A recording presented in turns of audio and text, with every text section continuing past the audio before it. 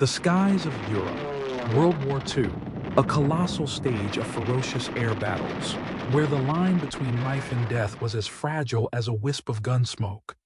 In the Allies' strategic bombing campaigns, striking deep into the heart of Nazi Germany, the flying fortresses like B-17 Flying Fortresses and B-24 Liberators frequently faced the grim prospect of a one-way journey. The escort fighters of that era, though formidable, lacked the range to shield their giant friends throughout the perilous odyssey. They became easy prey for the German iron birds, the FW190s and BF109s. Yet, the balance of power pivoted with the arrival of a wild stallion. Initially unremarkable, the North American P-51 Mustang underwent a stunning transformation, powered by the legendary Rolls-Royce Merlin engine. Later enhancements, such as the auxiliary fuel tanks on the P-51D, endowed it with unmatched speed, agility, and range. The Mustang not only stunned the German Luftwaffe, but also slashed bomber losses, playing a decisive role in the triumph of the Allies' air campaigns. This is the story of the P-51 Mustang, the guardian angel of the flying fortresses, a symbol of an unyielding fighting spirit. From the extraordinary pilots of the red-tailed squadron to the fateful turning points, the Mustang was more than a machine.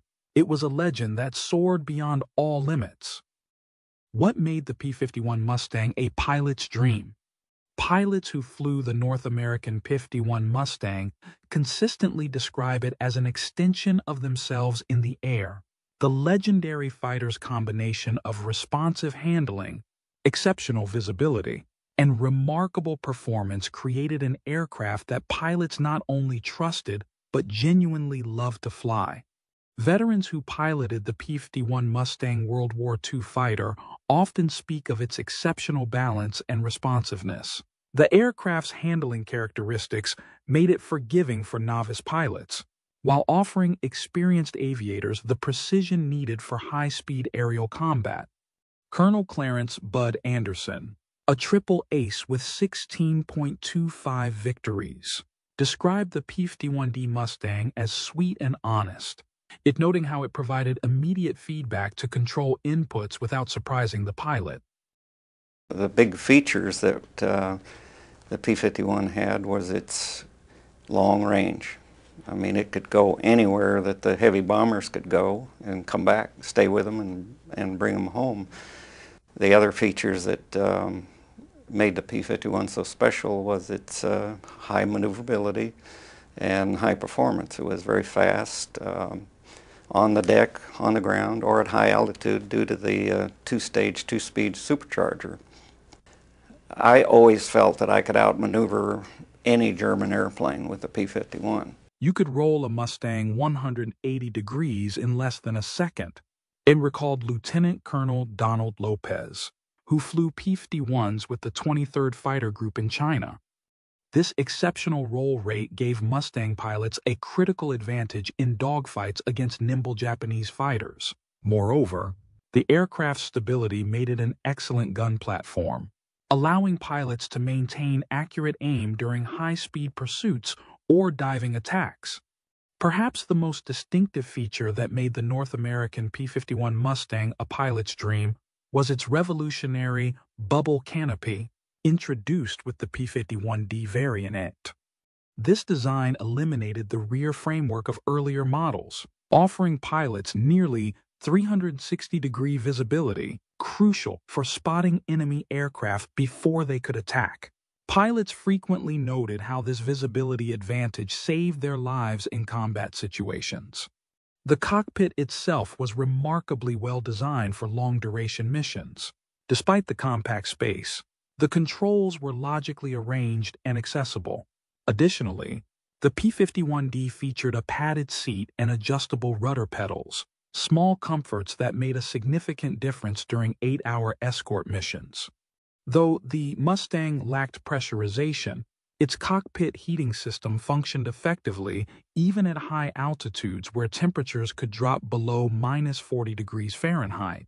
This seemingly minor feature prevented the debilitating cold that plagued pilots in other aircraft during prolonged missions above 25,000 feet. The bond between Mustang pilots and their aircraft transcended the typical pilot-machine relationship. Many pilots personalized their P-51s with distinctive nose art and nicknames, transforming standard military equipment into deeply personal companions. "You flew that airplane, but really, you wore it," explained Captain Richard Turner, who flew with the 354th Fighter Group. "After a while, you didn't think about the controls. Your thoughts seemed to translate directly to the aircraft's movements." This emotional connection was strengthened by the Mustang's reliability. Pilots trusted the aircraft to bring them home, even when damaged. Numerous accounts exist of P-51s absorbing significant battle damage, yet maintaining flight all the way back to friendly territory. This dependability created a profound sense of security that allowed pilots to focus on their mission rather than worrying about mechanical failures. The P-51 in war became famous not just for its technical specifications, but for this indefinable quality that made pilots feel confident, protected, and deadly effective. How did the Mustang change the air war in Europe? War is hell. That's all I can tell you. Because it is. You see a plane going down, you see a bomber. I'd see bombers going down, especially B-24s. They couldn't stay up like the B-17 could. I saw 3 B-24s go down one day. First one went spinning like that, and nobody come out of it.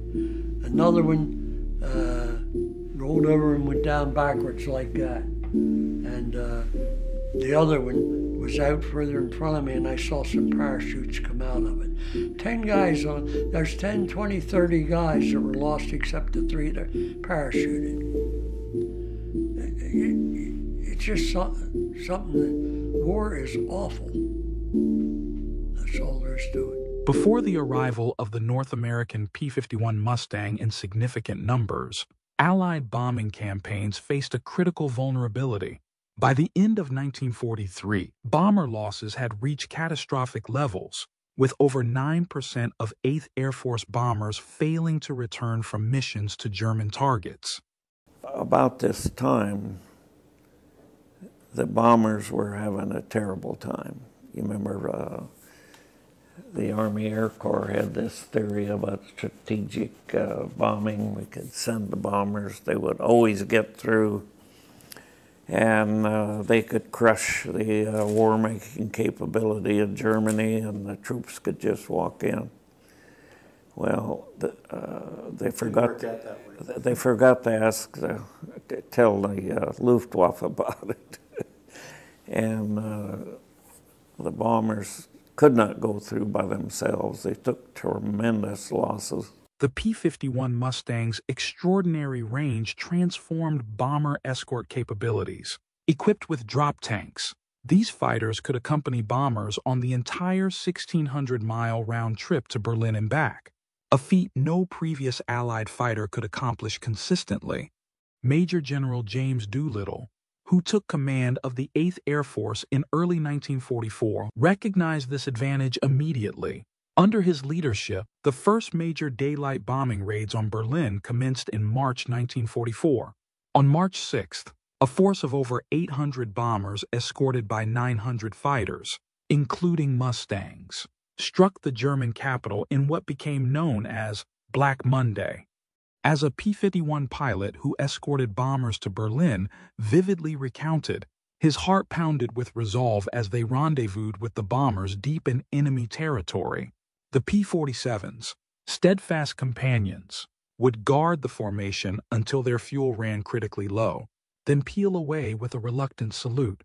Moments later, the P-51s would swoop in, their engines roaring with purpose, ready to shield the bombers through the perilous assault on Berlin and stand by them, unwavering, on the harrowing journey home. The impact was immediate.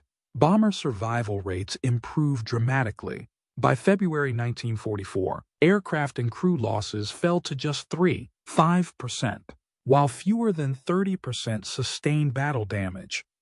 Perhaps the most significant change came through Doolittle's revolutionary tactical approach. Prior commanders had shackled fighters to bombers in tight defensive formations. Doolittle, however, released Mustang pilots from this requirement, allowing them to fly ahead of bomber streams as fighter sweeps to engage Luftwaffe aircraft proactively. This offensive strategy proved exceptionally effective against the German Gefechtsverband battle formation tactic. These formations, consisting of heavily armed FW-190As escorted by Bf-109s, took considerable time to assemble and proved vulnerable to interception by the faster P-51 sweeps before they could attack the bombers. The culmination of these tactical changes came during Operation Argument, known as Big Week, in February 1944. This massive Allied offensive targeted German aircraft production facilities with daylight raids supported by Mustang escorts. In just 1 week, the Luftwaffe lost a third of its available fighting aircraft. By April 1944, 8 Fighter Command began Operation Jackpot, direct attacks on Luftwaffe airfields. The Mustang excelled in these offensive missions, though losses were higher during strafing runs than in air-to-air combat due to the vulnerability of its liquid-cooled engine to ground fire. Reichsmarschall Hermann Göring, the Luftwaffe's formidable commander, later revealed with a heavy heart that the moment he witnessed Mustangs soaring boldly over Berlin, a sinking dread gripped him, and he knew, with chilling certainty, that their cause was doomed, a testament to the shattering psychological toll on the Luftwaffe. During a post-war interrogation, Göring candidly admitted the turning point of the war in his eyes. He recalled that the first time Allied bombers flew over Hanover with fighter escorts, he began to feel uneasy, but it was when those bombers appeared over Berlin, still shielded by their escorts, that he realized, with grim finality, that the game was over. The statistical impact was equally devastating. By May 8, 1945, P-51 groups from the 8th, 9th, and 15th Air Forces had claimed approximately 4,950 enemy aircraft in air-to-air combat, about half of all United States Army Air Forces claims in the European theater, plus 40131 destroyed on the ground. Consequently, by July 1944, the fighter threat to Allied bombers was greatly diminished. The Royal Air Force, which had restricted itself to night bombing for protection, resumed daylight operations in the second half of 1944. By the end of 1944, 14 of the 15 fighter groups in the 8th Air Force flew Mustangs, underscoring their decisive contribution to Allied air supremacy over Europe. But the story of the game-changing air war is not just about numbers and victories in the skies over Europe. Another special and inspiring chapter was written by the men who flew the P-51 Mustangs, who not only fought the enemy, but also faced deep prejudice at home. That is the story of the Tuskegee Airmen, affectionately known as the Red-Tailed Angels. Red-Tailed Angels. The story of the Tuskegee Airmen. The Tuskegee Airmen made history as the first African-American military pilots in the United States Armed Forces. At a time when racial segregation was still in force throughout America, these pioneering aviators fought prejudice at home while confronting enemy forces abroad. Before World War II, the Army Air Corps had completely barred African Americans from their ranks, with military leaders citing an Army War College report claiming blacks were unfit for combat duty. The path for African American pilots opened in 1940 when President Roosevelt, pursuing black voters for his third term, promised to create black flying units in the military. Subsequently, on January 16, 1941, Secretary of the Army Henry Stimson authorized the formation of a Black Pursuit Squadron. The 99th Pursuit Squadron, later Fighter Squadron, was activated in March 1941 and began training at segregated facilities in Tuskegee, Alabama. In March 1942, the first class of African American pilots graduated, with 5 of the original 13 cadets completing the program. Among these pioneers was Captain Benjamin Davis, a West Point graduate who would become the commander of the 332nd Fighter Group. The group was officially activated on October 13, 1942, comprising the 100th, 301st, and 302nd Fighter Squadrons. In February 1944, these squadrons joined the 99th to form the complete 332nd Fighter Group. Throughout World War II, the 382nd Fighter Group flew a variety of aircraft, ranging from the rugged P-40 Warhawk and agile P-39 era Cobra to the formidable P-47 Thunderbolt. But it was in the cockpit of the P-51 Mustang, sleek, swift, and deadly, that their legend truly took flight across the skies of Europe. And then in further fighter training, I went into another contemporary World War II fighter called the P-47 Thunderbolt. And that was quite a powerful aircraft. It was all metal, and it had 8 machine guns in the wings. And I got 80 hours in that, and then I went overseas, and it was at that time that I joined the all-black fighter group called the 332nd Fighter Group, but popularly known as the Tuskegee Airmen. And that's when I was introduced to the P-51 Mustang, of which I flew most of the models that they had at the time there. I flew the B model, the C model, and the D model. The D was the most advanced. I did get about 300 hours before the war was ended, but I found it a delightful plane to fly, and of all the planes that I flew, fighter planes that I flew during the war, it was probably the premium fighter of all. My assignment was to go ahead and fly bomber escorts. Why were they nicknamed the Red-Tailed Angels? To help fellow pilots and bomber crews identify them in the chaos of combat, Colonel Benjamin Davis made a bold decision. He ordered the vertical stabilizers of their Mustangs painted bright red. What began as a tactical necessity soon became a powerful symbol. The red markings spread, wrapping around the tails, striping the noses, and painting the propeller spinners in vivid color. Yellow bands streaked across the wings, and the aircraft of the 332nd became unmistakable. The nickname Red Tails naturally emerged from the distinctive crimson tail section of the 332nd's aircraft. Furthermore, American bomber crews, impressed by the Tuskegee Airmen's exceptional protection record, bestowed a more affectionate title, Red Tail Angels. These red tails, as they came to be known, weren't just visually distinct. They were a testament to discipline, courage, and excellence. Their aircraft soared not only with firepower but with purpose, etching the legacy of the 332nd Fighter Group high into the skies of history. By the war's end, 992 pilots had trained at Tuskegee, with 335 deployed overseas.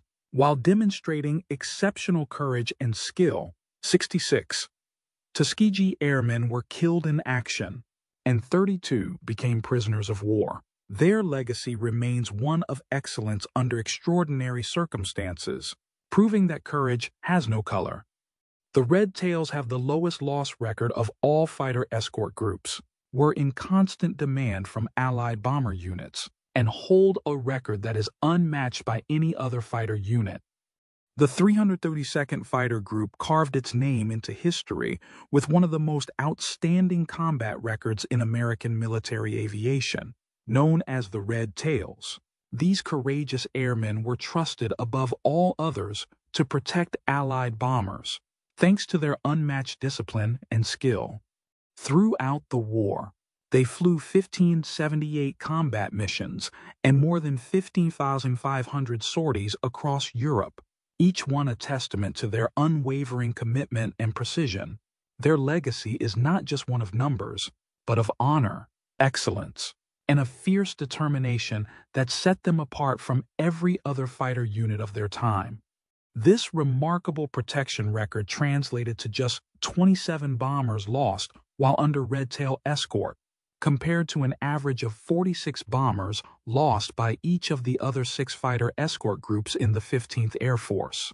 Consequently, bomber crews specifically requested Red-Tail Escorts for their missions, confident in their chances of returning safely. Every bomber that was saved or kept from being destroyed meant that there were 10 men who would get back home. We flew escorts for the B-24 Liberator bombers and the B-17 Flying Fortress. Each one of those bombers had a crew of 10, which meant if that bomber were lost, it was shot down, that would be 10 men that were lost. So for those that we didn't lose, and we felt as though this was a feeling that we had done a great deal in saving the balance of those men who were flying. The maximum number of missions that the fighter pilots flew over there before being returned home was 50 missions, and I had gotten 43, so really I did not get to that top number of the missions that the fighter pilot would normally fly. One remarkable demonstration of their commitment occurred on July 18, 1944, when 61 P-51s escorted American bombers to southern German targets. Despite orders to leave at a specific point, the Red-Tail pilots remained with bombers running behind schedule, protecting them through the most dangerous part of their mission against superior numbers of enemy fighters. In this engagement alone, they shot down 11 German fighters without losing a single pilot. Throughout their service, the Red-Tail Squadron destroyed 112 enemy aircraft in aerial combat and damaged another 148. On the ground, they destroyed an additional 150 enemy aircraft. Their ground attack missions proved equally effective, destroying 950 rail cars, trucks, and other vehicles, 40 boats and barges, and even putting one destroyer out of action. The squadron's greatest single-day air combat triumph occurred on March 31, 1945, when they claimed 13 enemy aircraft. The following day, they shot down 12 more, totaling an impressive 25 kills in just 2 days. Perhaps their most notable mission came on March 24, 1945, when Colonel Davis led 59 P-51 fighters on a 1,600-mile round trip to escort bombers over Berlin. During this mission, the Red Tails engaged the Luftwaffe's newest weapon, the Me-262 jet fighter. Despite being outmatched technologically, the Tuskegee Airmen shot down 3 of these advanced jets. This extraordinary achievement earned the 332nd Fighter Group a Distinguished Unit citation. The Red Tail Squadron flew several aircraft types throughout the war. Nevertheless, it was the P-51 Mustang that became their signature aircraft. This aircraft transformation proved decisive. The P-51 Mustang offered unmatched range, speed, and maneuverability, crucial qualities for long-range bomber escort missions. With external wing tanks, these fighters could accompany bombers all the way to targets deep inside Germany and back. The Red-Tail P-51s gained their iconic status both from their performance and their distinctive appearance. The crimson tail sections, applied as a tactical identification measure, became a welcome sight to bomber crews and a dreaded one to German pilots.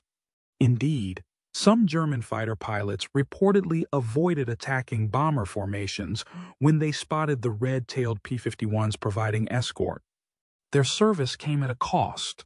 66 Tuskegee Airmen were killed in combat or accidents, and 32 became prisoners of war. However, their extraordinary performance forever established their place in military aviation history. Overcoming discrimination. African Americans seeking to fly the iconic P-51 Red-Tail Mustangs confronted formidable institutional barriers within the United States military. Before World War II, the Army Air Corps maintained a complete exclusion of Black Americans, citing a policy that, since there were no Black units, Black applicants could not be accepted. Throughout their training and service, the Tuskegee Airmen operated in a strictly segregated environment. The military justified this segregation through a 1925 Army War College study titled The Use of Negro Manpower in War, which falsely claimed Black officers lacked the mental capacity to command. At Freeman Field in Indiana, Black officers were segregated in abandoned facilities and deliberately referred to as trainees regardless of rank. The 477th Bombardment Group, intended to be the first unit of Black bomber pilots, was relocated 38 times in less than a year by its white commander to quell dissent. Even basic dignities were denied.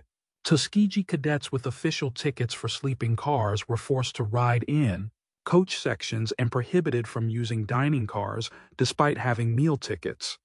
Fundamentally, the Tuskegee pilots battled pervasive doubt about their capabilities. General Henry Hap Arnold, commanding officer of the Army Air Forces, stated that Negro pilots cannot be used in our present Air Corps units since this would result in Negro officers serving over white enlisted men, creating an impossible social situation. After a period without aerial victories, one general remarked, "The Negro type has not the proper reflexes to make a first-class fighter pilot." Colonel William Maumier, commander of the 33rd Group, attempted to have the 99th Squadron removed from combat altogether. This skepticism persisted despite their growing combat successes with the Red Tail aircraft. Notably, First Lady Eleanor Roosevelt provided crucial support that transformed the program's trajectory. During her March 1941 visit to Tuskegee, she insisted on flying with Chief Instructor Charles Chief Anderson, despite objections from her Secret Service detail. Furthermore, she arranged for photos of this flight to be immediately developed so she could take them to Washington. Beyond this symbolic gesture, Roosevelt utilized her position as a trustee of the Julius Rosenwald Fund to secure a $175,000 loan for constructing Moton Field. Her advocacy ultimately persuaded President Roosevelt to activate the Tuskegee Airmen in North Africa and the European theater, giving them the opportunity to prove their exceptional abilities piloting the now legendary Tuskegee P-51 Red Tail fighters. How did the Red Tails impact civil rights and military integration? We helped Black people raise their heads and say, "I can do it. I can go anywhere I want to go." The remarkable combat performance of the Tuskegee Airmen with their P-51 Red Tail Mustangs transcended military significance to become a powerful force for civil rights reform in America. Their excellence in combat directly challenged racist assumptions about Black capabilities and created momentum for integration that extended far beyond the military. The achievements of the Red Tail Squadron provided tangible evidence supporting the Double Five campaign. It launched in 1942 by the Pittsburgh Courier newspaper. This movement advocated for two simultaneous victories: defeating fascism abroad while overcoming racism at home. Black soldiers and sailors particularly embraced this concept, with some even carving the Double Five symbol on their chests. The campaign explicitly connected the contradiction between fighting for democracy worldwide while African Americans experienced segregation and discrimination domestically. Through their exceptional service record, the Tuskegee Airmen embodied this dual struggle, demonstrating patriotism and valor despite systemic prejudice. Effectively, the Red Tail pilots transformed from military pioneers into symbols of African American capability, perseverance, and patriotism. President Harry Truman's Executive Order 9981, signed July 26, 1948, marked a watershed moment in American civil rights history.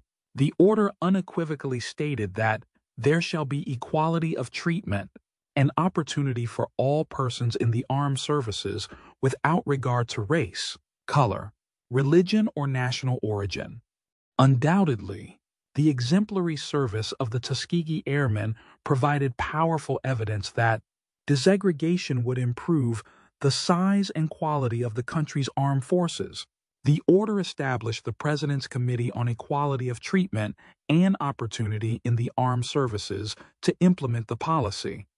Historically, this predated other major civil rights milestones, including Brown v. Board of Education, by 6 years.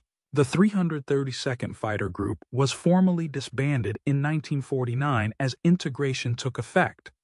Benjamin Davis's influence extended well beyond commanding the Red Tail Squadron. After helping draft the Air Force Integration Plan, Davis attained increasingly significant positions, eventually becoming Deputy Commander-in-Chief of the United States Strike Command in 1968. His lifetime of barrier breaking culminated on December 9, 1998, when President Clinton promoted him to 4-star general. Moreover, many Tuskegee Airmen remained in the military after the war, with several achieving general officer rank. Through formal recognition, including the Congressional Gold Medal awarded in 2007, their legacy continues to inspire new generations of pilots and citizens alike. How is the legacy of the Red Tails preserved today? Across America, numerous organizations ensure the accomplishments of the Tuskegee Airmen remain an enduring part of national memory through education, restoration projects, and historic preservation.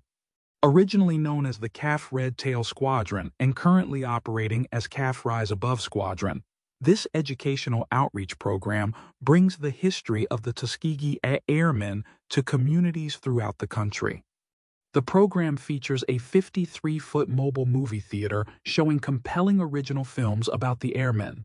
At the heart of their preservation efforts sits a fully restored World War II-era P-51 Mustang, the signature Tuskegee P-51 Red Tail aircraft that became iconic during combat missions. Through their 6 guiding principles: aim high, believe in yourself, use your brain, be ready to go, never quit, and expect to win, the organization teaches the fundamental lessons of perseverance exemplified by the Red Tail Squadron. Additionally, they provide free downloadable Rise Above resource kits for educators, primarily helping integrate this history into classrooms nationwide. The 2007 documentary Red Tail Reborn chronicles both the historical significance of the CHIOs, Tuskegee Airmen, and the commemorative Air Force's efforts to restore their signature Red Tail airplane.